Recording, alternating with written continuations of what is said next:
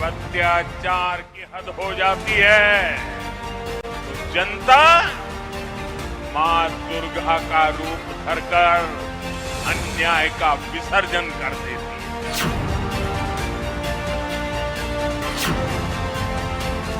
सारे गुंडे कान खोलकर सुन ले, 5 तारीख के बाद किसी भी नागरिक को परेशान किया तो उल्टा लटका कर सीधा करने का काम। बीजेपी सरकार आने का बाद ये लोगों को लात मार मार के निकालूंगा, लात मार मार के निकालूंगा। என்னுயிர் மக்களே, நம்ம தமிழ்நாட்டோட எதிர்காலத்தை நீங்க எடுத்து போற நாள். நம்ம ஜனநாயகத்தை காப்பாத்தி ஆகணும். என்ன பிஸியா இருந்தாலும், என்ன வேலையா இருந்தாலும், என்ன வெளியூர்ல இருந்தாலும் आने वाले उज्जवल भविष्य की गारंटी केवल और केवल बीजेपी है।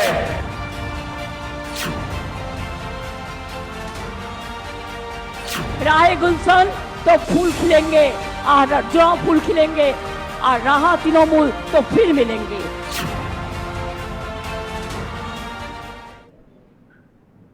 चले ब्रेक के बाद एक बार फिर आपका स्वागत है। मैं हूं आपके साथ आशा सरमाल। बड़ी खबर के साथ ही शुरुआत करते चले। इस वक्त आप देखिए बड़ी अपडेट आपके सामने, जहां पर भारतीय जनता पार्टी को लगातार टीएमसी को लेकर पछाड़ते हुए खबर सामने आ रही है और पश्चिम बंगाल के अंदर भारतीय जनता पार्टी को एक बड़ा मैंडेट मिल गया है। उसके साथ ही तमिलनाडु के अंदर आप देखिए एक बम्पर जीत यहाँ टीवीके की और तमिलनाडु में डीएमके की हार, यानी कि आपको ये बताते चले कि सीएम भी अपनी सीट को हार गए। तो जाहिर तौर पर केरल के अंदर भी आप देखिए कांग्रेस का फतेह वहां पर किला हो गया है, लेकिन यूडीएफ के साथ मिलकर कांग्रेस ने फतेह कर लिया है। असम में बीजेपी की वापसी हो गई है। हेमंत बिस्वा शर्मा की वहां पर एक बार फिर से सरकार बनेगी। बंगाल में बीजेपी की नई शुरुआत होगी, क्योंकि एक लंबा अध्याय था और उसे पछाड़ते हुए बीजेपी आ गई है। अब तमिलनाडु में टीवीके की सरकार बनेगी और बीजेपी नेता अनायमलाई ने भी विजय को आप देखिए बधाई दे दी है। असम में बम्पर जीत हुई है, लेकिन इस बीच में लगातार अपडेट जो आ रही है, जिसमें फ्लक्चुएशन लगातार देखने को मिल रही है, लेकिन जो टैली सामने आ गई है, जिसमें टीएमसी 87 पर है और बीजेपी 200 सीटों पर इस वक्त बढ़त बनाए हुए है। रुझानों के हिसाब से भारतीय जनता पार्टी की सरकार पश्चिम बंगाल के अंदर बन गई है, यानी कि अगर रुझान को देखा जाए, यूडीएफ और कांग्रेस को अगर देखा जाए, तो केरल के अंदर 99 सीटों पर उन्होंने भी अपनी सरकार बना ली है और दूसरी तरफ असम में भी आप देखिए भारतीय जनता पार्टी 100 सीटों पर इस वक्त पहुंच चुकी है। तो वहां पर सरकार जो है वो बीजेपी की, लेकिन तमिलनाडु के अंदर एक बड़ा झटका डीएमके को जरूर लगा है। टीवीके के साथ मिलकर सरकार बनाने की कोशिश कांग्रेस कर सकती है। माना यह जा रहा है कि कांग्रेस की तरफ से बात कह ली गई है, लेकिन एक बड़ा ऑफर जरूर दिया गया है। तो तमिलनाडु में नई शुरुआत होगी, शानदार शुरुआत यहां पर टीवीके ने की है, लेकिन बीजेपी के नेता अनामलाई ने भी बीजेपी के जो आप देखिए किस तरह से नेता है, उन्होंने विजय को बधाई दे दी है। तो ये बड़ी अपडेट, जहां पर 4 राज्य, एक का केंद्र शासित प्रदेश के अंदर लगातार पहले बम्पर वोटिंग हुई और फिर उसके बाद अब बम्पर रिजल्ट आ गया है। तो पूरे देश के अंदर 22 राज्यों में बीजेपी और एनडीए की सरकार है, जिसमें आप देखिए अगर हम राजस्थान की बात करें, गुजरात, मध्य प्रदेश, महाराष्ट्र, उत्तर प्रदेश, ओडिशा और इनके साथ ही आंध्र प्रदेश और फिर असम की बात करें, तो ये वो इलाके हैं जहां पर बीजेपी या फिर एनडीए की सरकार है। और महज सिर्फ जम्मू कश्मीर, पंजाब के अंदर यहाँ आप देखिए बीजेपी की सरकार नहीं है। हरियाणा के अंदर भी बीजेपी की सरकार है। हिमाचल प्रदेश में कांग्रेस की सरकार है। सिक्किम के अंदर भी आप देखिए बीजेपी और एनडीए की सरकार। मेघालय के अंदर भी बीजेपी और एनडीए है। अरुणाचल प्रदेश में भी बीजेपी एनडीए। नागालैंड, मणिपुर, मिजोरम की बात करें तो वहां पर भी आप देखिए किस तरह की परिस्थितियां। लेकिन फिलहाल पूरे देश के अंदर अगर पूरे मैप को आप देख रहे हैं तो भगवा भगवा वहां पर दिख रहा है, क्योंकि बीजेपी और एनडीए के साथ मिलकर जहां जहां पर सरकार बनाई गई है, ऐसे 22 राज्य हैं। तो जाहिर तौर पर आप समझ सकते हैं कि किस तरह का ग्राफ जो है और इंडिया का जो मैप है वो देखने को मिल रहा है, क्योंकि पिछले चुनावों में भाजपा का 28% वोट और 74 सीटें जिस तरह से बढ़ गई थी, यानी कि पहले 3 सीटें, उसके बाद एकदम से लगातार बड़ा उछाल यहाँ टीएमसी को पछाड़ते हुए 77 सीटों पर भारतीय जनता पार्टी आई थी और 38% जो वोट है वो भारतीय जनता पार्टी ने लिया था। लेकिन 10% का जो वोट शेयर बढ़ गया था, फिर ये कहा गया, अटकलें ये लग रही थी कि वो 10% वोट किस तरफ खींचेगा, क्या वो टीएमसी खींचेगी या फिर बीजेपी। लेकिन आज जो रुझान सामने आ गया है, अब तो तस्वीरें साफ हो गई हैं, क्योंकि शाम 5 बजे के बाद का समय हो चुका है। तो जाहिर तौर पर इन रुझानों को ही एग्जैक्ट यहाँ पर मानने की कोशिश अब करने की कवायद तेज हो गई है, क्योंकि 200 सीटों पर बीजेपी आ गई है पश्चिम बंगाल के अंदर, 87 सीटों पर टीएमसी है। और बीच में आपने देखा कि ममता बनर्जी की तरफ से यह भी कहा गया कि मेरे जो काउंटिंग सेंटर है और मेरा जो केंद्र है उसे लूटने की कोशिश की जा रही है। आरोप ममता बनर्जी की तरफ से लगाया गया है, लेकिन फिलहाल अभी उस पर किस तरह से कार्रवाई होगी ये देखना होगा, क्योंकि ममता बनर्जी ने पहले ही ईवीएम पर ठीकरा फोड़ा है और अब उन्होंने ये भी कहा कि जो यहाँ पोलिंग स्टेशन बनाया गया था उसके बाद आपने देखा स्ट्रांग रूम को लेकर सवाल उठाए, लेकिन आज काउंटिंग सेंटर पर भी उन्होंने सवाल उठा दिए। उन्होंने कहा कि काउंटिंग सेंटर को लूटने की कोशिश की जा रही है। चलिए पैनल की ओर बढ़ जाते हैं। डॉक्टर अभिषेक अहलावत हमारे साथ जुड़ गए हैं, राजनीतिक विशेषज्ञ हैं। बहुत बहुत स्वागत अभिषेक जी। कार्तिक चोपड़ा हमारे साथ जुड़ गए, राजनीतिक विशेषज्ञ हैं, आपका भी बहुत बहुत स्वागत कार्तिक जी। इकबाल ममदानी हमारे साथ जुड़ गए, वरिष्ठ पत्रकार हैं, आपका भी बहुत बहुत स्वागत जुड़ने के लिए इकबाल जी। डॉक्टर अभिषेक, मैं आप ही के पास आऊंगी। जो एग्जिट पोल था, अब वो एग्जैक्ट पोल कहीं ना कहीं साबित हो गया है, क्योंकि अगर हम अलग अलग सर्वे देख रहे हैं तो 200 सीटें नहीं मिल रही थी, 92 तक तो ठीक था, 98 तक भी ठीक था, लेकिन ये तो बीजेपी ने तो जादू ही कर दिया है। 200 का आंकड़ा वो छू गई है और 148 आपको चाहिए, तो बहुमत का आंकड़ा आप पार कर चुके हैं और शाम के 5 बजे के बाद का समय अब हो चुका है। किस तरह से इस पूरे चेंज को आप देख रहे हैं, क्योंकि केरल के अंदर ठीक है यूडीएफ कांग्रेस के साथ आ गई है, उसके बाद तमिलनाडु के अंदर 109 सीटों पर टीवी के, यानी कि जो एक बहुत बड़ा माना जा रहा था कि ठीक है डीएमके को थोड़ा बहुत इसमें आघात हो सकता है, लेकिन इतना नहीं माना था जितना एकदम से विजय की पार्टी ने दिया है। महज 2 साल आपकी पार्टी को हुए बने हुए, लेकिन इतना बड़ा आप अगर नंबर लेकर आते हैं तो अपने आप में एक बात हो जाती है। फिर पुडुचेरी की बात आ जाती है, उसके साथ साथ असम के अंदर भी आप देखिए। अभिषेक जी देखिए, जो सबसे बड़ा जो उलटफेर जो होते हुए नजर आया है वो पश्चिम बंगाल में ही आया है। जिन अगर हम जो एग्जैक्ट पोल्स थे उन्होंने भी किसी ने ये उम्मीद नहीं की थी कि बीजेपी ऐसे नंबर लेके आएगी, परंतु इसे मैं कहूंगा कि ये बंगाल की जनता का आक्रोश था या नाराजगी थी टीएमसी के खिलाफ। जिस तरीके से टीएमसी के लोगों को धमका रहे थे कि 4 तारीख के बाद आपको देख लेंगे, आपको ठीक कर देंगे, तो इससे कहीं ना कहीं मेरे को लगता है छवि धूमिल हुई।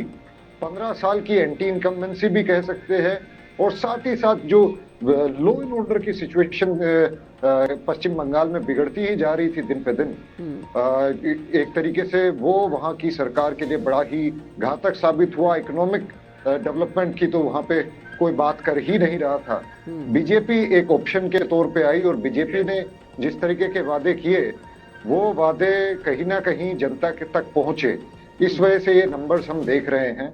इसमें हम ये और बात जोड़नी पड़ेगी कि कांग्रेस और दूसरी किसी कांग्रेस की तरफ से कोई भी एक तरीके से सीरियसनेस नहीं दिखाई गई पश्चिम बंगाल को देखते हुए। ना राहुल गांधी जी की तरफ से ना प्रियंका गांधी की तरफ से खास कोई चुनाव प्रचार में हिस्सेदारी नहीं ली गई, खास प्रचार नहीं किया गया।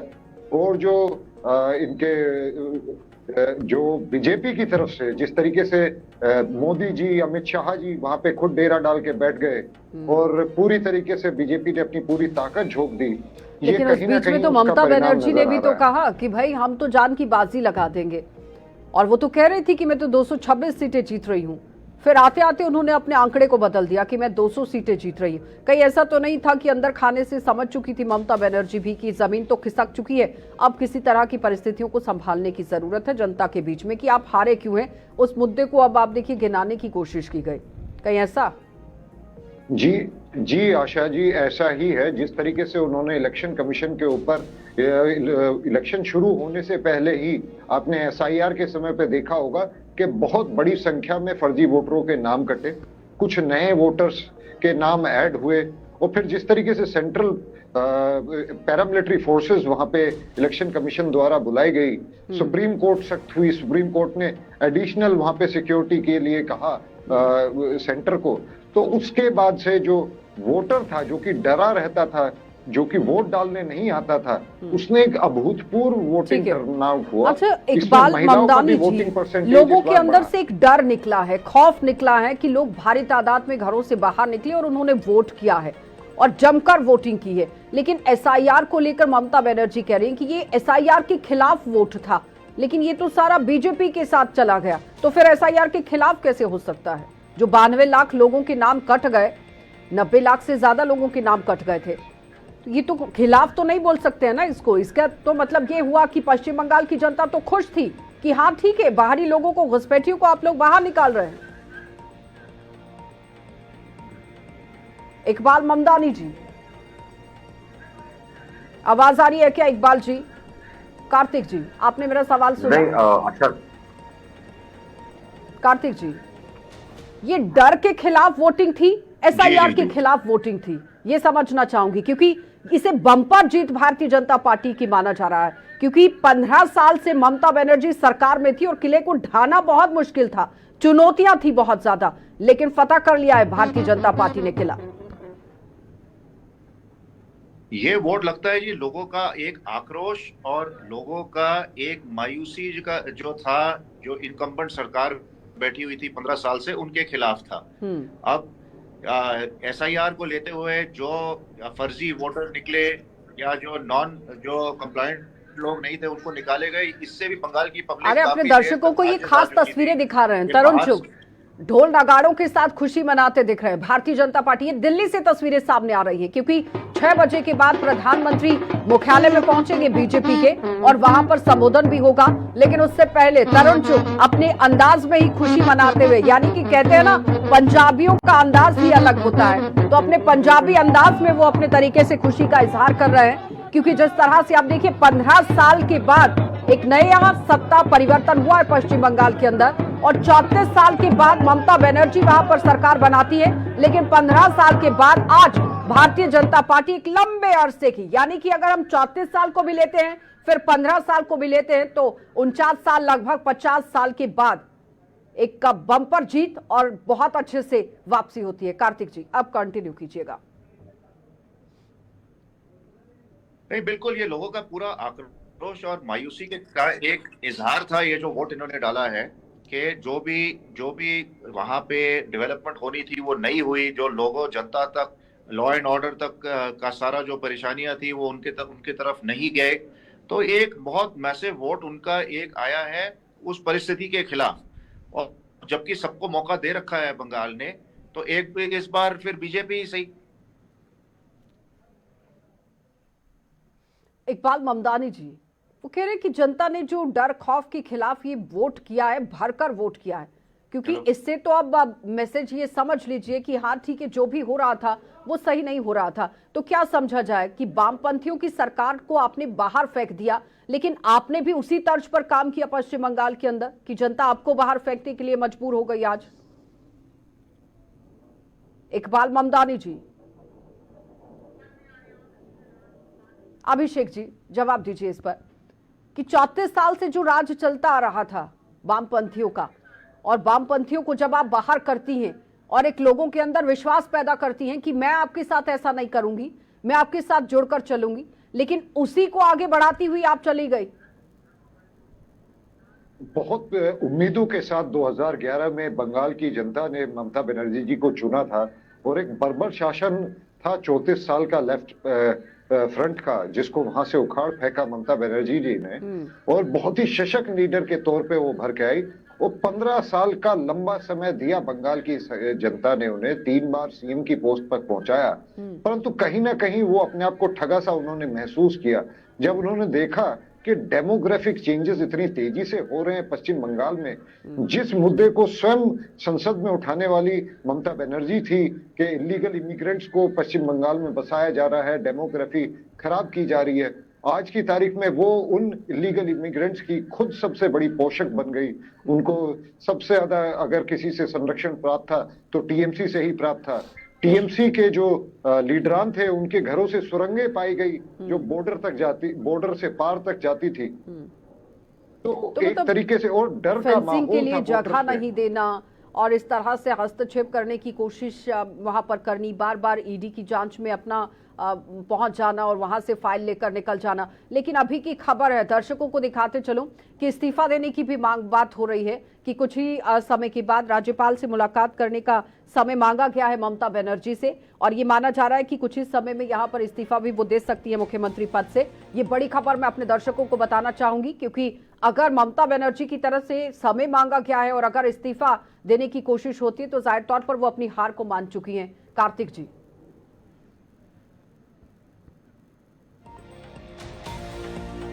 आवाज आ रही है? बिल्कुल सही है जी। इस प्रकार के रिजल्ट आने के बाद उनको इस्तीफा देने के अलावा और कोई चारा तो बचा नहीं।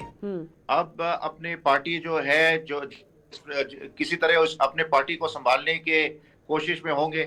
जब पार्टी के खिलाफ इतना बड़ा मैंडेट आता है तो फिर इनको रिजिग्नेशन के अलावा और क्या मकसद है? अब चाहे इल्जाम ये लगाए इलेक्शन कमीशन पे, ये SIR पे इल्जाम लगाए, या ये सेंट्रल फोर्सेस पे लगाए, या ये कड़क कानून व्यवस्था पे लगाए जिसके अंतर्गत ये इलेक्शन किया गया है। रोकना चाहूंगी आपको यहाँ पर कार्तिक जी, एक बड़ी खबर अपने दर्शकों को दिखाते चले, जहाँ पर बंगाल, असम, पुडुचेरी में जीत के बाद जश्न का माहौल है। देहरादून में बीजेपी का विजय उत्सव है, सीएम वहां पर शामिल हुए। 3 राज्यों में जीत पर आप देखिए जश्न मनाया जा रहा है। इस वक्त की बड़ी खबर, ढोल नगाड़ों के साथ यहां पर जश्न मनाया जा रहा है। और साथ ही बताते चले, लगातार आप देखिए भारतीय जनता पार्टी के कार्यकर्ताओं, नेताओं के बीच में आज किस तरह से उत्साह है, खुशी का माहौल है, क्योंकि आज आप देखिए 15 साल से जो सरकार यहां चल रही थी पश्चिम बंगाल के अंदर, उसे हटा दिया गया है और भारतीय जनता पार्टी वहां सत्ता में अब काबिज होगी। और खबर यह भी है कि ममता बनर्जी की तरफ से राज्यपाल से समय मांगा गया है और इस्तीफा हो सकता है। लेकिन ये सीधी तस्वीरें उत्तराखंड के देहरादून से, जहां पर पुष्कर सिंह धामी पहुंचे हुए हैं और भारतीय जनता पार्टी की जो ये बम्पर जीत हुई है उसी को लेकर कार्यक्रम का आयोजन किया गया है, जिसमें मुख्यमंत्री खुद शामिल हुए हैं और खुशी का इजहार किया जा रहा है। ढोल नगाड़ों के साथ यहाँ पर कार्यक्रम में आप देखिए किस तरह से खुशियां मनाई जा रही हैं। जब कार्यक्रम समाप्त होने वाला था, मैं ऐसे ही मंच पर था, एक पार्टी के पदाधिकारी मुझसे मिलने आए और बोले कि इस बार जनता ने यहाँ मन बना लिया है कि सिंडिकेट को उखाड़ फेंकेंगे। टीएमसी ने जो यहाँ गुंडा राज कर रखा है, और एकमात्र राज्य बंगाल ऐसा है जहां वोट देने के लिए भी जान देनी पड़ती है। हम वहां पर संघर्ष कर रहे हैं और इस बार अगर कहीं भी हमसे चूक हो गई तो हम कहीं के लिए रहेंगे। तो मैंने उनको ढांढस बधाते हुए कहा कि आप बिल्कुल भी अपना जो है हौसला कम मत करिए।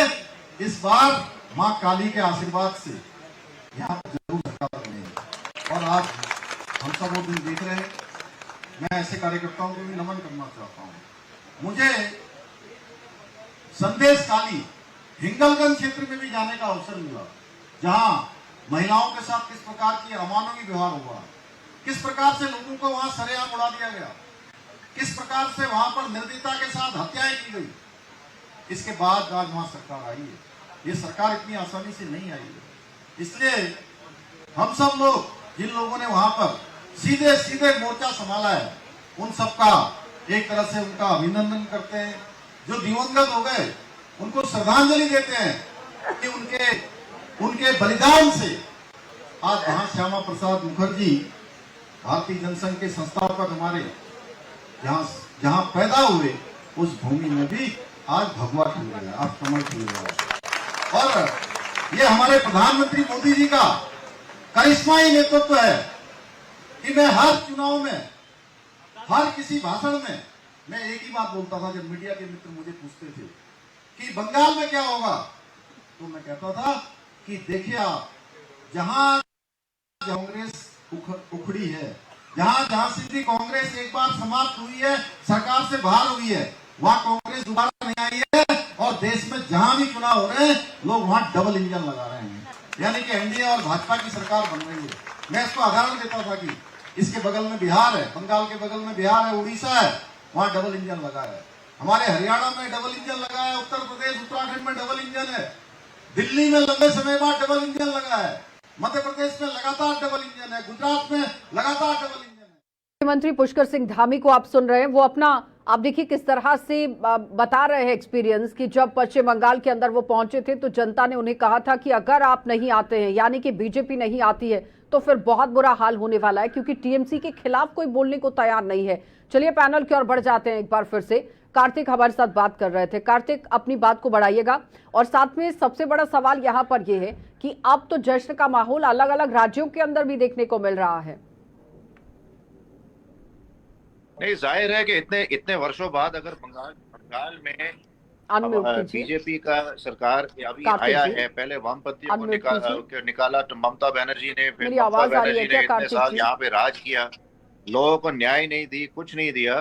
तो अब सबसे पहले तो बीजेपी का मकसद होना चाहिए कि लॉ एंड ऑर्डर का पूरा सिचुएशन यहाँ पे बंगाल में बरकरार रखे, और जो भी इन्फिल्ट्रेशन है ये जल्द से जल्द इसको बंद करके बॉर्डर सील करे बांग्लादेश के साथ।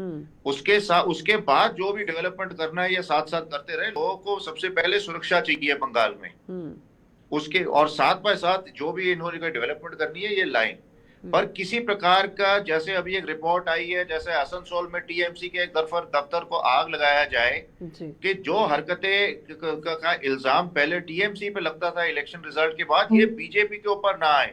लोगों को एक साफ छवि वाली सरकार चाहिए। लोगों को अब कोई बदले में आके कार्रवाई करने वाली सरकार नहीं चाहिए बंगाल में। तो ये बहुत जरूरी है। और एक और बहुत अहम उसके लिए तो कई कंपनियों की तैनाती की गई है। के बाद जिस तरह स्टालिन निकल गए हैं और ममता जी निकल गए हैं, जो एक इंडिया अलायंस था वो इंडिया अलायंस भी अब खत्म ही समझिए। पर कार्तिक जी, स्टालिन की इतनी बुरे तरीके से हार तो नहीं समझी थी, नहीं सोची थी किसी ने भी। क्या लगता है कि वो जो बयानबाजी कर रहे थे पिछले दिनों से, वो उन्हें ले डूबी है? बिल्कुल सही बात है। और जिस प्रकार इन्होंने दोनों ने ज्यादा ओवर कॉन्फिडेंस दिखाया और लोगों की जो मन में और दिल में जो लोगों की तमन्नाएं हैं कार्य पूरा नहीं कर पाई, उसी का खामियाजा इन्होंने आज भुगता है। मतलब आज तमिलनाडु की जनता ने बता दिया कि अगर आपके पिता सीएम हैं तो जरूरी नहीं है कि आप ही का बेटा सीएम बनेगा, आप नए चेहरे को ला सकते हैं। जनता मैंडेट देगी तो आप सीएम बनेंगे।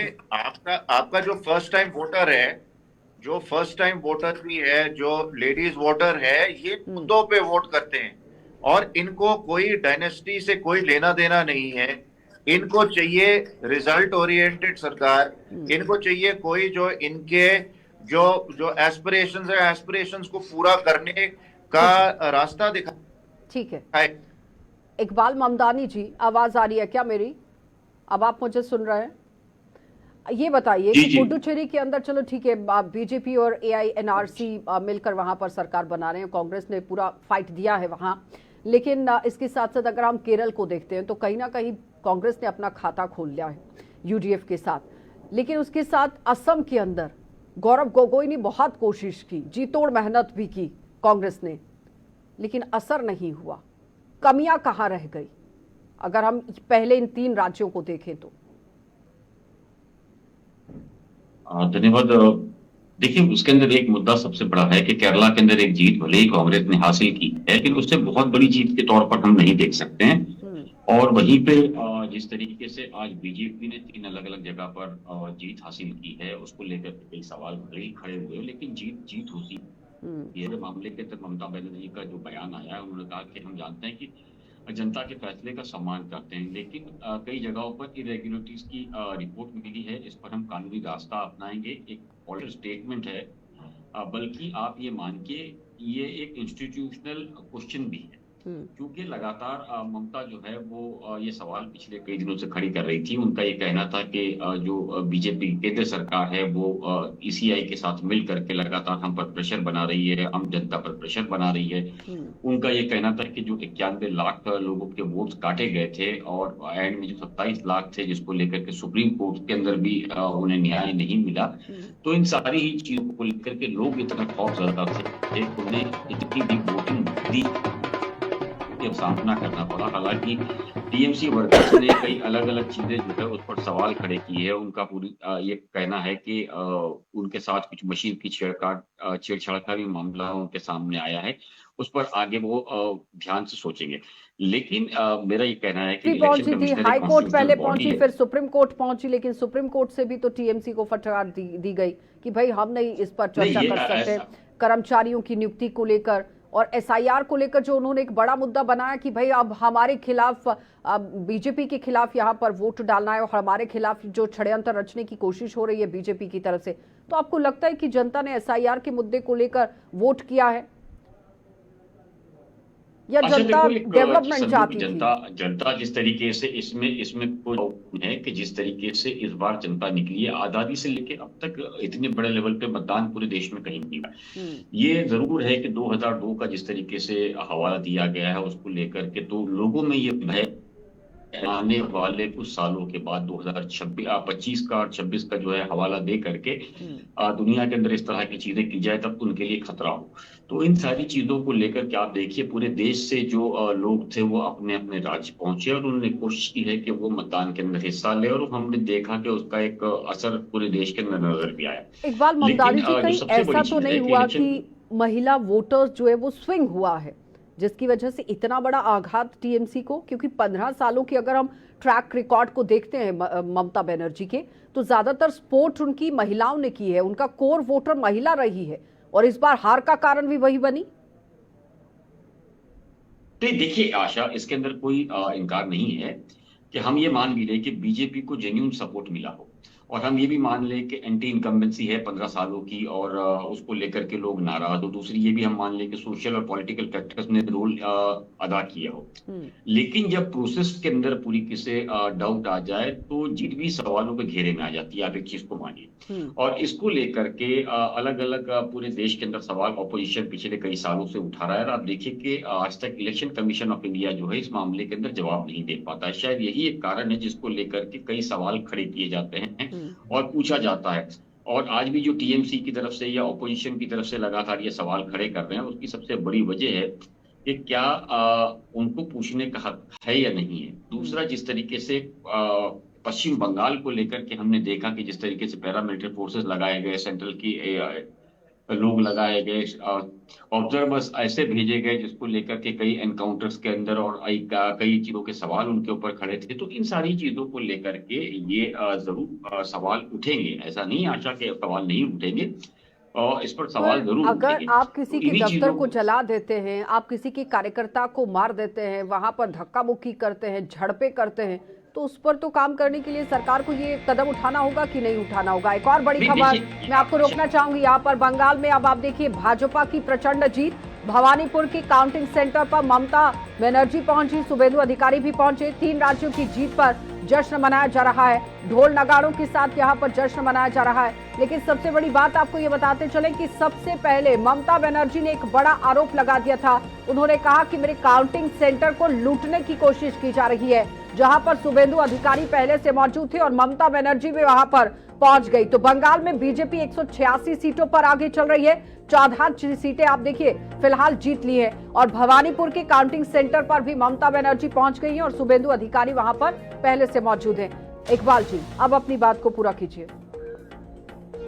कि मैं यही चीजें आपको कह रहा हूँ आशा के चुनाव के दौरान कई जगहों पर सेंट्रल एजेंसीज जो है उसका हैवी डिप्लॉयमेंट रहा है, ठीक है, और सिक्योरिटी के लिए था, ये भी मानते हैं। लेकिन ग्राउंड लेवल इन्फ्लुएंस अगर क्रिएट करने के लिए परफेक्शन बिल्ड हुआ है तो ये सवाल लोग पूछ रहे हैं, तो इसके अंदर कोई जवाब देना गलत नहीं है, उनको जवाब देना चाहिए कि क्यों रखा गया है। अच्छा, दूसरा आप एक तरफ ये देखिए कि जिस तरीके से हमने पहली बार देखा कि एक तरफ पूरा नेशनल जो मशीनरी है वो जैसे कैंपेन स्ट्रेंथ वगैरह को लेकर के मौजूद है, दूसरी तरफ रीजनल पार्टी की लिमिटेड स्ट्रक्चर है। इकबाल ममदानी जी, आवाज आ रही है क्या?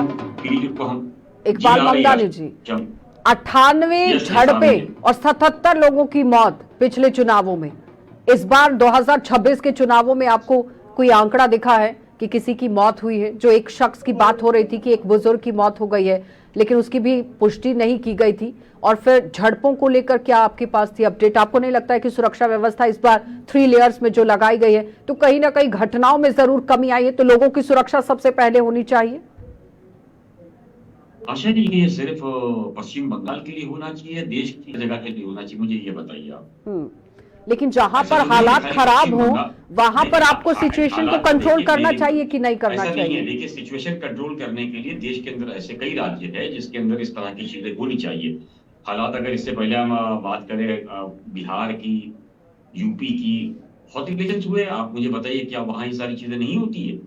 तो मतलब आपको लगता है कि सिक्योरिटी ज्यादा होने की वजह से टीएमसी ने हार लिया, कुछ ऐसा? नहीं, ये सिक्योरिटी हावी होने के हिसाब से या ज्यादा होने की वजह से नहीं है। टीएमसी का ये आरोप है, हमारा ये बिल्कुल भी आरोप नहीं, आप समझिए। उनका ये कहना है कि जिस तरीके से ये जीत हासिल की गई है, जो जीत बताई गई है, जिस तरीके से प्रधानमंत्री ने कहा था कि शपथ विधि के दिन पहुंचेंगे, उनका ये भी कहना है कि जिस तरीके से आज तक हर जगह पर गृह राज्य मंत्री जो अमित शाह है वो जिस तरीके से देते हैं वो मैच होता है, तो क्या कहीं ईसीआई के साथ मिलकर के एजेंसीज के दबाव में तो काम नहीं किया जाता? पोजीशन लगातार उठाता जा रहा है। दूसरी बड़ी बात है, आपने कहा कि ये जो चीज रही है उसके अंदर क्या पैरामीटर प्रोसेस या लॉ एजेंसी नहीं होनी चाहिए, बिल्कुल होनी चाहिए। लेकिन ऑपोजिशन का ये भी आरोप है कि आप देखिए कि ईडी हो, सीबीआई हो, आईटी हो या अलग अलग एजेंसी हो, उसके ऊपर एक प्रेशर बनाया जाता है। और आप देखिए कि इलेक्शंस के अंदर ऑपोजिशन ने कहा था कि अगर उन्हें ये कम सीट आने का अंदाजा रहेगा तो आने वाले दिनों के अंदर ऑपरेशन लोटस जो है वो भी हो सकता है। तो ये जो चीजें है पर इकबाल ममदानी जी, नहीं, मैं आपसे एक चीज समझना चाहूंगी ना इकबाल ममदानी जी, अभी हाल ही की वीडियो थी जहां पर मतगणना हो रही थी, लेकिन उससे पहले मैं अपने दर्शकों को एक बड़ी खबर दिखाते चलूं, जहां पर कुछ महिलाएं ये कह रही थी कि भाई हम तो सिर्फ जय श्री राम का नारा लगा रहे थे और बाइक पर कुछ लोग आते हैं और दे धनाधन वहां पर शुरू हो जाता है, तो इसका क्या मतलब समझा जाए? अभिषेक जी, तो मतलब जो फोर्सेस लगाई गई है वहां पर, सुरक्षा बलों की तैनाती हो गई है और अब ये भी कह दिया गया कि अब और भी समय के लिए वहां पर फोर्सेस रहेंगी, क्योंकि जनता की तरफ से ये डिमांड थी कि हमारी सिक्योरिटी को बढ़ाया जाना चाहिए। तो मतलब इकबाल ममदानी जी की बात से आप कितनी सहमति रखते हैं? आशा जी, हमारे देश में जो इल्जाम अपोजिशन लगा रहा है बीजेपी को लेके, मैं उनको याद दिलाना चाहता हूं कि कांग्रेस पार्टी ने एक्स इलेक्शन कमिश्नर्स को कैबिनेट में मंत्री तक बनाया है, सांसद तक बनाया है। नरेंद्र मोदी पश्चिम बंगाल जाएंगे, ये बड़ी अपडेट। 12 तारीख तक बंगाल में सरकार बनना तय है, यानी कि सूत्रों के हवाले से खबर, कल बीजेपी कार्यालय में नए सीएम को लेकर बैठक होगी और शपथ ग्रहण समारोह में पीएम मोदी यहां पर शामिल होंगे। ये बड़ी अपडेट है, जहां पर आप देखिए यहां से ही आप डिक्लेयर कर सकते हैं कि भारतीय जनता पार्टी की जीत सुनिश्चित हो चुकी है। 12 तारीख तक बंगाल में सरकार बनेगी, सीएम के लिए बैठकों का दौर शुरू हो जाएगा और पश्चिम बंगाल में प्रधानमंत्री पहुंचेंगे, वहां पर जनता से रूबरू होंगे, क्योंकि जनता से किया हुआ वादा वो जरूर पूरा करेंगे, क्योंकि प्रधानमंत्री ने जब कहा था कि अगर आप हमें मैंडेट देते हैं तो मैं वापस लौट कर आऊंगा और आपके तमाम वादे जो मैंने किए हैं उन्हें पूरा करने की कोशिश की जाएगी। लेकिन सबसे पहले बम्पर वोटिंग कीजिए और बहुमत के साथ हमें जिताइए, हमारी सरकार बनाइए। उसके बाद देखिए कि बेटियां कैसे 8 बजे के बाद भी सड़कों पर आपकी घूमती दिखेंगी और महिला सुरक्षा को लेकर किस तरह से काम पश्चिम बंगाल के अंदर किया जाएगा। चलिए अभिषेक जी, अब तो ये कंफर्म ही समझ लीजिए, मतलब पहले से तो ये कहा जा रहा था कि ठीक है रुझान है, कुछ ऊपर नीचे होगा, लेकिन ममता बनर्जी की तरफ से कह दिया गया कि हम तो अब ठीक है जनता के मैंडेट को मानते हैं। अब बीजेपी की तरफ से भी कह दिया गया है कि भारतीय जनता पार्टी की तरफ से प्रचंड जीत है, लेकिन पीएम जाएंगे अब पश्चिम बंगाल में। ये जो मैडम, मैं सबसे पहले तो इस इल्जाम पे बात करना चाहूंगा कि इलेक्शन कमीशन जो है वो किसी को इलेक्शन जिता सकता है या हरा सकता है। देखिए, इलेक्शन कमीशन अगर किसी को सरकार बना सकता और गिरा सकता तो कांग्रेस शायद देश के किसी भी राज्य से ना जाती। कांग्रेस का आज भी केंद्र में राज्य होता कि उसको बहुत पहले से इन्फ्लुएंस रखा है और उसका प्रमाण ये है कि उसने उन्हें कैबिनेट मिनिस्टर तक के पद दिए हैं। अब आते हैं वहां पे वोटिंग में सेंट्रल फोर्सेस से डराया गया, ये क्या इल्जाम लगा रहा है विपक्ष कि डराया गया। डर में वोट डालने से रोका जाता है। हमारे यहाँ पश्चिमी उत्तर प्रदेश, यूपी में एक समय ऐसे हालात हुआ करते थे आशा जी के कुछ दबंग लोग खड़े हो जाते थे लाठी लेके और सबकी वोट कुछ लोग डाल दिया करते थे, बाकी आम उससे भी बड़ी बात यहाँ पर ये है अभिषेक जी कि 77 के चुनाव को नहीं भूलना चाहिए, जब इंदिरा गांधी भी चुनाव हार गई थी और इलेक्शन कमिश्नर खुद डर रहे थे कि कैसे बोल दें कि इंदिरा गांधी हार गई हैं। तो डर के पीछे क्या था, उसका क्या मतलब समझा जाए कार्तिक जी? और अगर देखिए, डर अगर होता जनता के बीच में तो वो इतनी बम्पर वोटिंग करती क्यों? हाँ, ये डर खत्म होने की वजह से, सेंट्रल पैरामिलिट्री फोर्सेस के वहां पहुंचने की वजह से जो वहां की आम जनता थी, जो वहां के लोकल प्रशासन पे, पुलिस पे भरोसा नहीं कर पा रही थी, उसके अंदर ये विश्वास आया कि अगर हम वोटिंग डालने जाएंगे तो हमारे ऊपर हमला नहीं होगा, हमारे साथ मार पिटाई नहीं होगी। वरना हर इलेक्शन में पश्चिम बंगाल के हत्याएं, बमबाजी ये आम बात हुआ करती थी। अरे इतना नहीं है अभिषेक जी, छोटे झगड़ों के बजाय इतना ही नहीं है, इतना ही नहीं है, यहाँ तक ही नहीं ठहर जाता है कार्तिक जी। अब सवाल यह है कि यहीं पर नहीं ठहरती है सुरक्षा व्यवस्था। अगर आपने वोट नहीं डाला है तो आपके घर को जला दिया जाएगा, तो डर और खौफ की वजह से आपको वोट डालना है। ऐसी भी परिस्थितियां महिलाओं की तरफ से बताई जा रही हैं, लोगों की तरफ से बताई जा रही हैं, खुलकर लोग बात नहीं रहे हैं। देखिए सारे पॉलिटिकल पार्टी की तरफ से वोटरों के अपने अपने अलग अलग वोटरों के ऊपर अलग अलग किस्म का दबाव तो नहीं कहूंगा पर इन्फ्लुएंस जरूर कहूंगा, पर और जो हाल में हमेशा ये खौफ रहता था इलेक्शन से पहले, इलेक्शन के दौरान और इलेक्शन के सीधे बाद, अब इस चीज को हटाने के लिए सेंट्रल फोर्सेस थोड़ी देर और इधर रहे बंगाल में तो बढ़िया रहेगा, ताकि लोगों को थोड़ा सुरक्षा महसूस तो हो थोड़ी देर और सरकार जल्द से जल्द जो बनती है बीजेपी के जो जो इन्होंने वादे रखे हैं उन वादों को पूरा भी करे। अब दिल्ली में 1.5 साल हो गया जब से इनकी सरकार बनी है, वादे तो बहुत किए थे, दिल्ली वासियों को काफी जो राहत देख रहे थे, जिसके लिए वोट दिया था इनको नहीं मिला। ऐसे बाकी स्टेटों में भी पर सिक्योरिटी को लेकर जो 3 लेयर सिक्योरिटी लगाई गई उस पर भी तो कार्तिक जी, जो 3 लेयर सिक्योरिटी लगाई गई उस पर भी तो सवाल था कि आपको ये सारी सिक्योरिटी कश्मीर लगानी चाहिए थी, वहां से आप इन टैंकर्स को, इन गाड़ियों को यहाँ पर क्यों ले आए हैं। ये भी तो विपक्षी पार्टियों की तरफ से कहा गया कि किस बेस पर आप इस तरह से गाड़ियां और इतनी सिक्योरिटी यहाँ पर लगा रहे हैं। देखिए इसमें अगर देखा जाए डिवीजन के बाद जो वोटर नाम कटे थे उसके बाद जो इन्होंने सिक्योरिटी लगाई है, उसके बाद अगर आप फिगर देखते हैं जो वोटर टर्नआउट का है तो ये खुद दर्शाता है कि अगर ये सिक्योरिटी नहीं थी इस तरह की तो इस प्रकार का वोटर टर्नआउट रेशियो नहीं होता, इतना ऊंचा वोटर टर्नआउट नहीं होता। और क्योंकि ये सिक्योरिटी थी तो जो वोटर बाहर आके वोट नहीं करता था, मारपीट या अपने जान के खतरे को लेते हुए नहीं आके वोट करता था, आके उसने वोट किया है। लेकिन वोट किया है तो ममता बनर्जी ने कहा कि एसआईआर के खिलाफ किया है, लेकिन आज बम्पर वोटिंग होती है। और मैं कुछ डिटेल्स रखना चाहूंगी कि फर्स्ट फेज में आपका फर्स्ट फेज में आपका 93% होता है। एसआईआर को एक ममता जी ने एसआईआर के खिलाफ वोट करने का एक इशू जो है एक बहुत बड़ा अपना एक इलेक्टोरल इशू लिया हो, पर आम पब्लिक को उससे शायद कोई लेना देना ना हो। ठीक है, आम पब्लिक को तो अपनी सेफ्टी चाहिए, अपनी तरक्की तो चाहिए, कार्तिक जी बच्चों को चाहिए कि एक बार उनको नौकरियां मिले, उनको स्टेट के बाहर ना जाना पड़े। हाँ, आप महिलाओं को चाहिए सुरक्षा। नहीं, फर्स्ट फेज में कार्तिक जी आप 85% के वोट शेयर से सीधा आप 93% पर आ जाते हैं, 92% पर आ जाते हैं। फिर ओवरऑल आपकी वोटिंग जब हो जाती है तो 92% पर आप पश्चिम बंगाल की वोटिंग हो जाती है। लेकिन उसमें कुछ ऐसे वोटर्स भी थे जो 35,62,000 की तादाद में थे, जो ज्यादा वोट पड़ गए थे। और फिर ये माना जा रहा था कि ये जिस तरह से बम्पर वोटिंग हुई है, लेकिन वोट बढ़ा भी है क्योंकि 90 लाख से ज्यादा वोटर अगर कट गया है तो 35 लाख वोट पड़ा भी है। तो वो किस तरफ जाएगा? वो तो सीधा दिख रहा है कि भाई वो तो भारतीय जनता पार्टी के पाले में चला गया। फिर 22 लाख लोग ऐसे थे जो पश्चिम बंगाल से बाहर चले गए थे, उनका भी वोट काउंट हो रहा था कि वो लोग अगर वापस आते हैं तो वोट किसको देंगे, कि आपकी क्या हालत पश्चिम बंगाल के अंदर हो रही थी और आप अपने दिमाग में, जहन में क्या रखकर सामने लेकर आ रहे हैं। तो अब तो क्लियर हो गया ना पश्चिम बंगाल की परिस्थिति को लेकर। तो नहीं, बिल्कुल सही है, बिल्कुल क्लैरिटी आ गई है। अभी किस प्रकार वोटिंग पड़ी है, क्यों पड़ी है, क्या उसके वजह है, अब सारा क्लियर है। हाँ। जो फाइनल नंबर्स अभी आ रहे हैं, जो कंफर्म हो रहे हैं, उससे साफ क्लियर है कि पब्लिक को कंप्लीट चेंज ऑफ गवर्नमेंट चाहिए। इनको कोई चौथा टर्म नहीं चाहिए टीएमसी का।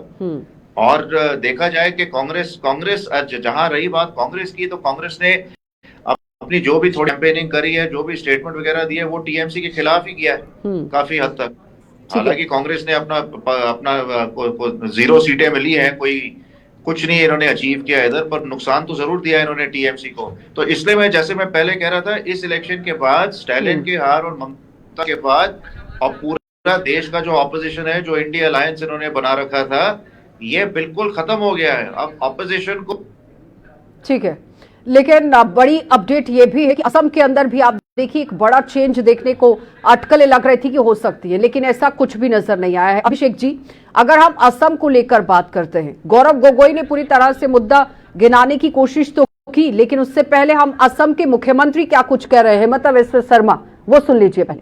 नवीन डांगरिया আৰু অসমৰ শান্তি প্ৰতিষ্ঠাৰ পৰা বিকাশলৈকে এই সমগ্ৰ কৰ্মযজ্ঞত আমাক মাৰ্গদৰ্শন কৰি থকা ভাৰতৰ গৃহমন্ত্ৰী অমিত শ্বাহ ডাঙৰীয়াকো আজি আমি কৃতজ্ঞতা জনাইছো। ভাৰতীয় জনতা পাৰ্টিয়ে বিশ্বাস কৰিছিলে যে আমি নিৰ্বাচনত 100টাতকৈ অধিক আসন লাভ কৰিব পাৰিম আৰু সেই বিশ্বাসেৰে আমি ৰাইজৰ মাজলৈ গৈছিলো। ৰাইজক আমি বিনম্ৰতাৰে সৈতে ৰাইজে হিয়া উজাৰি আমাক আশীৰ্বাদ কৰিলে। পুনৰ এবাৰ মই অসমবাসী ৰাইজৰ ওচৰত মই মোৰ কৃতজ্ঞতা আৰু সমগ্ৰ ভাৰতীয় জনতা পাৰ্টি আৰু ইয়াৰ মিত্ৰ দলৰ কৃতজ্ঞতা মই জ্ঞাপন কৰিছো। সাংবাদিকসকলে যদি প্ৰথমতে আমাৰ স্থানীয় সাংবাদিকসকলে যদি আপোনালোকে প্ৰশ্ন কৰিব পাৰে, আপোনালোকক মই অনুৰোধ কৰিম। মই নাভাবো যে নিৰ্বাচনত জুবিন গাৰ্গৰ বিষয়টো কিবা ইছ্যু আছিলে। সদায় মই বিশ্বাস কৰিছিলো যে জুবিন গাৰ্গ ৰাজনীতিৰ ঊৰ্ধ্বত। কংগ্ৰেছে নিজৰ মেনিফেষ্টোত জুবিন গাৰ্গৰ বিষয় উল্লেখ কৰি তেওঁলোকে অসমীয়া ৰাইজৰ পৰা বহু যোজন আঁতৰি গ'ল আৰু মই ভাবো যে এনে ধৰণৰ যি কংগ্ৰেছে পৰাজয় লাভ কৰিলে তাৰ এটা কাৰণ হ'ল যে জুবিন গাৰ্গক লৈ নিকৃষ্ট ৰাজনীতি কৰা। অসমৰ ৰাইজে কংগ্ৰেছ এই নিকৃষ্ট ৰাজনীতিৰ বাবে এক প্ৰকাৰ শাস্তি প্ৰদান কৰিছে।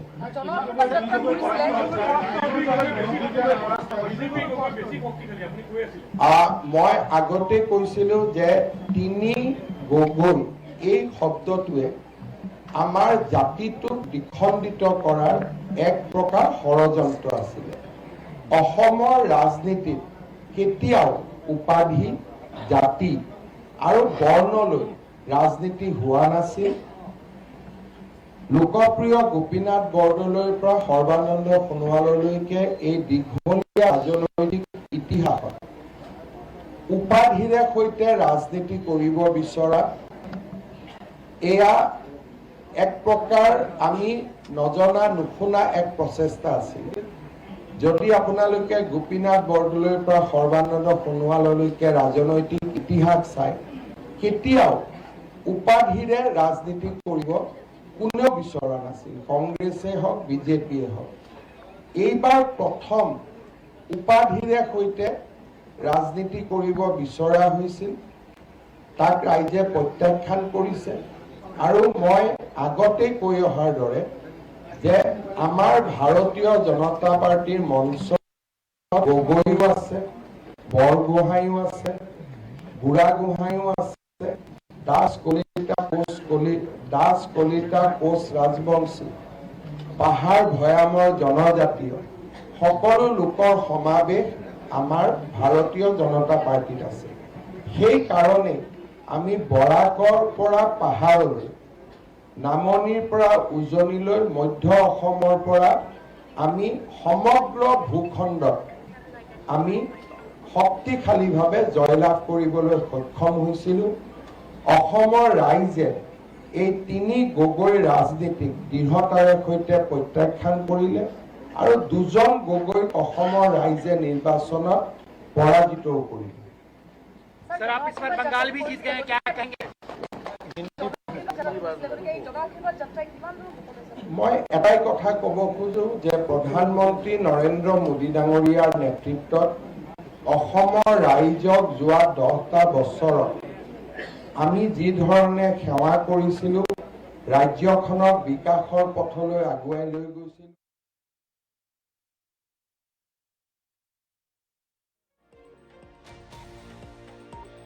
और दोबारा से विश्व शर्मा ही यहां पर मुख्यमंत्री बनेंगे और आज उन्होंने हैट्रिक लगा दी। एक और बड़ी खबर पश्चिम बंगाल से, इस वक्त की बड़ी खबर, यहाँ मुख्य सचिव ने दफ्तरों में सुरक्षा बढ़ाने के आदेश दे दिए हैं। किसी भी फाइल को यहां हटाने नहीं दिया जाएगा, इसके निर्देश दे दिए गए हैं और पूरे पश्चिम बंगाल में अब अलर्ट जारी कर दिया गया है। बड़ी अपडेट, जहां पर आप देखिए एक बड़े मैंडेट के साथ भारतीय जनता पार्टी अब लगातार आप देखिए किस तरह से बढ़त बनाए हुए और अब सत्ता में काबिज होगी। लेकिन उससे पहले मुख्य सचिव ने दफ्तरों में सुरक्षा बढ़ा दी गई है और किसी भी फाइल के साथ कोई छेड़छाड़ नहीं होगी, किसी भी फाइल को हटाया नहीं जाएगा, जहां पर है वहीं पर रहेगा और नहीं हटाने का निर्देश जारी कर दिया गया है। तो अब यहां से आप मंशा समझ सकते हैं कि अगर फाइल के अंदर किसी भी तरह का कोई घोटाला है तो वो बचने वाला नहीं है, क्योंकि प्रधानमंत्री नरेंद्र मोदी ने जब अपना घोषणा पत्र जारी किया था 5 बड़ी गारंटियां लेकर वो आए थे, जिसमें उन्होंने कहा कि सरकार को जवाबदेही होना चाहिए और जो दावा वादा किया है उस पर खरा उतरने के लिए सरकार को काम करने की जरूरत है और जो घोटालेबाज है, भ्रष्टाचारी है, उसे बिल्कुल भी बख्शा नहीं जाएगा और जिसने यहाँ पर आप देखिए दुष्कर्म किया है उस पर भी तलवार अब लटकती नजर आएगी। किसी भी फाइल को नहीं हटाना है, ये निर्देश दे दिए गए हैं मुख्य सचिव की तरफ से।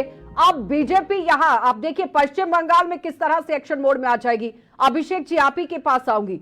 मुख्य सचिव की तरफ से सुरक्षा को बढ़ा दिया गया, किसी भी दफ्तर से कोई फाइल आप नहीं हटा सकते हैं, इसका क्या मतलब समझा जाए? वो जो 5 गारंटियां थी उसे याद कराने की जरूरत है जनता को अब। जी देखिए, पश्चिम बंगाल की ऐसी स्थिति थी कि कट मनी कल्चर चला करता था। आपको कोई भी बिजनेस धंधा कुछ भी काम करना है तो पहले आपको टीएमसी के किसी न किसी लोकल लीडर से राब्ता करना पड़ता था, उसको पैसे देने पड़ते थे, तब हुआ करता था। अब वहां पे शिक्षक घोटाला हुआ जिसमें वहां के शिक्षा मंत्री जो कि ममता बनर्जी के बहुत ही खास थे, उनके घरों पे जब उनकी महिला फ्रेंड्स के घर पे जब छापेमारी हुई तो करोड़ों की संख्या में नकदी और प्रॉपर्टी के कागज बरामद हुए। तो बहुत बड़ा एक घोटाला वहां पे चल तो रहा था और इससे वहां की जनता त्रस्त भी थी। तो उसको अगर खोलना है तो इस तरह की कार्रवाई जैसी मुख्य सचिव ने कही है ये करनी जरूरी होगी, क्योंकि अपने अब आखिरी दौर में जब टीएमसी को दिखाई दे गया है कि उनकी हार निश्चित है तो ऐसा संभव है कि वो उन फाइलों को वहां से गायब करने की या फिर उन्हें वहां से हटाने की कोशिश वो कर सकते हैं। तो इस वजह से ये सतर्कता के तौर पे लिया गया फैसला है, इससे पूरी तरह सहमत हूँ। और एक बार और मैं आसाम पे आना चाहूंगा। देखिए, आसाम में जो ये मैंडेट बीजेपी को मिला है, ये हेमंत बिस्व शर्मा जी के ऊपर आसाम की जनता ने जो भरोसा दिखाया है ये उसका प्रमाण है। हमेशा एंटी इनकम्बेंसी गवर्नमेंट के विपक्ष ने तो कहा कि हेमंत बिस्व शर्मा ने तो काम ही नहीं किया है, घुसपैठियों का मुद्दा लेकर आए थे, नहीं हो पाया। फिर उसके बाद ये कहा गया कि भाई हम भ्रष्टाचार को हटाएंगे, हम लोगों के लिए विकास करेंगे, नहीं हो पाया। तो फिर बार बार जनता भरोसा क्यों जता रही है, वो भी तो एक सवाल है। कांग्रेस ने फाइट तो पूरा दिया, गौरव गोगोई ने तमाम मुद्दे गिनवा दिए। वहां जो भी मुद्दे कांग्रेस पार्टी उठा रही थी वो बेबुनियाद निकल साबित हुए, उनमें तथ्य की कोई जगह नहीं थी। उन्होंने तो हेमंत बिस्व शर्मा जी की वाइफ के ऊपर भी मिथ्या एक आरोप लगा दिया था, बाकायदा ट्वीट करके इन्होंने वो आरोप लगाया था जिसमें उनका फर्जी पासपोर्ट होने की बात कही गई, वो भी पकड़ा गया। पवन खेड़ा जी ने जो झूठे आरोप लगाए उसकी वजह से जब उनके ऊपर एफआईआर दर्ज हुई तो वो सुप्रीम कोर्ट से उन्हें राहत लेनी पड़ी और सुप्रीम कोर्ट से भी उन्हें फटकार ही मिली कि आपको इस तरह के शब्दों का प्रयोग नहीं करना चाहिए था।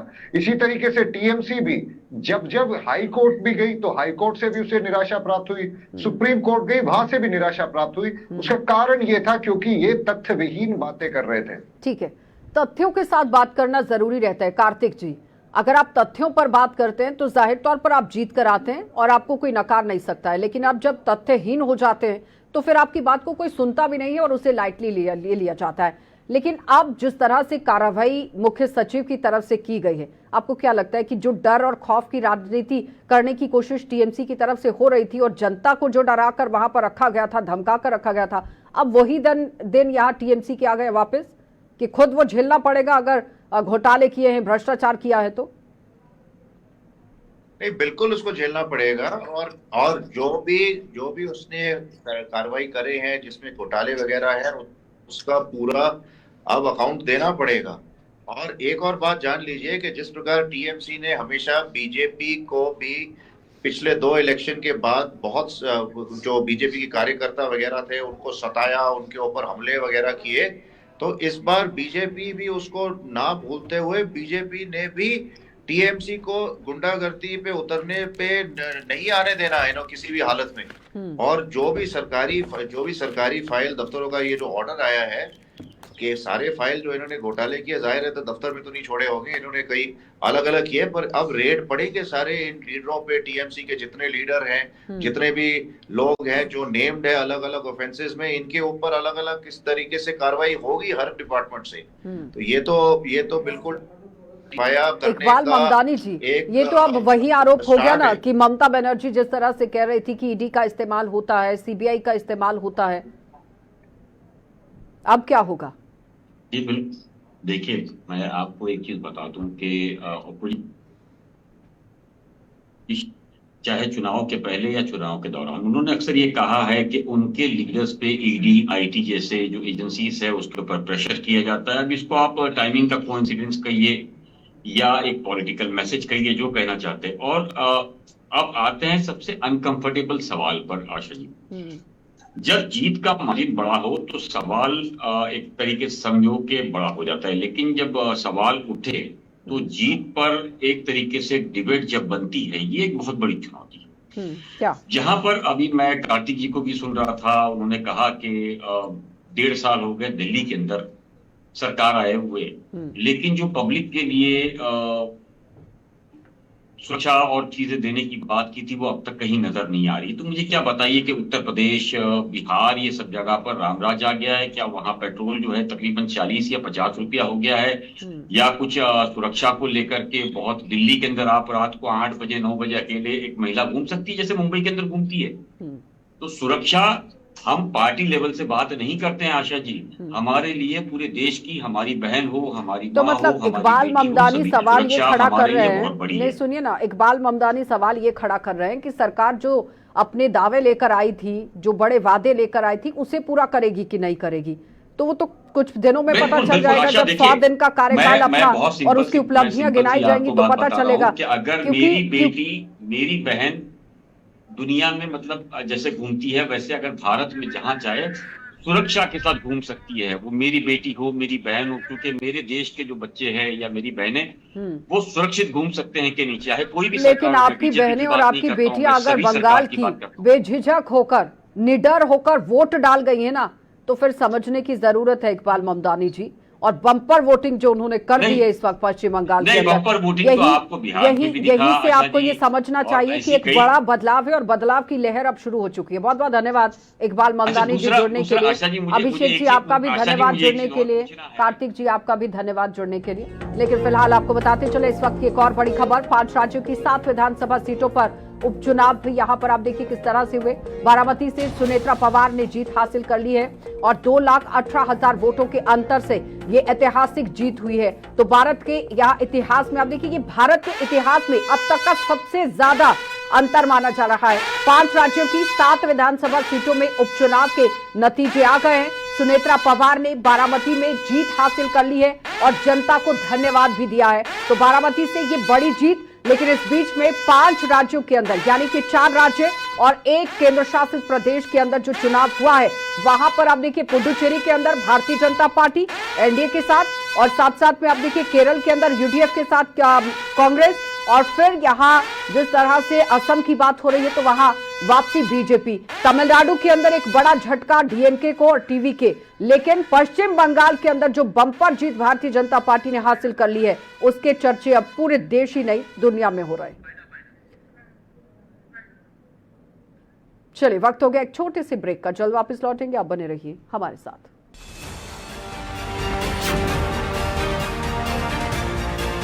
जब अत्याचार की हद हो जाती है तो जनता मां दुर्गा का रूप धरकर अन्याय का विसर्जन कर देती है।